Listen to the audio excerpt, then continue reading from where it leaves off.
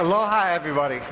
She makes me sound so impressive. Oh my, I was going to blush. In Las Vegas, I don't do that easily, but I want to welcome all of you. Being a night owl myself, I am amazed to see so many people up this early in the morning and even awake. So my kudos to you.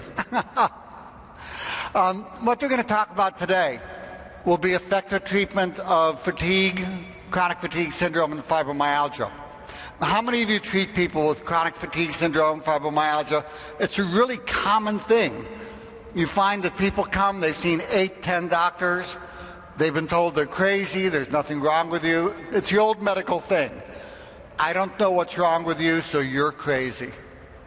How many times have you heard that from people? They're relieved just to get a diagnosis. It could be cancer, they'd be happy to hear. Just something, so they can wrap their arms around it. So we're going to teach you, we're going to go over today what's going on, what's causing it, and how to make it go away. Now, I like to use a mix of both natural and prescription treatments, what I like to call comprehensive medicine. That was a term coined by Dr. Hugh Reardon, a brilliant physician who passed on a little while back. And when you use a combination of both, you'll find that over 85% of people will feel better. Now, it may get a bit tricky. Sometimes you find, you go to 100 lectures and you're going to hear 100 different things causing the disease and how to treat it. So one of my main focuses today will be to organize all of that for you. Is it toxins? Is it nutrition? Is it, there's 100 different things. So we're going to put all that together today. So when you go back into your office, day one, you're going to be able to get these people better. So let's take a look at some of the numbers. This is very common. We have 30 to 31% of the adult population complaining of severe persistent chronic fatigue.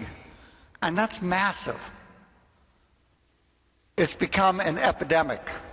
We have about 6 to 24 million Americans with fibromyalgia and chronic fatigue syndrome related illness, and only 15% of them have been given the correct diagnosis. Now, I do want to make one simple point. Isn't it interesting when you take a look at diseases? Have I cut out here? Oh, there I am. Okay. Diseases that affect people, how some of them, when the doctor said, oh no, you're crazy, but these all seem to have one thing in common. You look at CFS and fibromyalgia, 3/4 are women. We used to have the same thing with lupus, where most people who have it are women. We used to have the same thing with multiple sclerosis, which is called hysterical paralysis. What's the characteristic of MS of all these? Rheumatoid arthritis, same thing. They all are illnesses that affect predominantly women. And even though over half the women, the doctors in this hall, are women, medicine still has that bias that if you take a look at the word hysteria, look at the root of the word. Where does it come from? It comes from the word hystero, which means uterus. So we still, even with half of physicians being women, have this obscene, abusive thing in medicine that says, if I don't know what's wrong with you, you're crazy. So that you can talk to people and help them understand, here's what's going on. That by itself is incredibly healing. Right there. And I want to applaud you all, not just for being awake this morning, but for having the courage to show up for these people who have these illnesses and to help them get better. So let's take a look at using comprehensive medicine, how to approach this illness.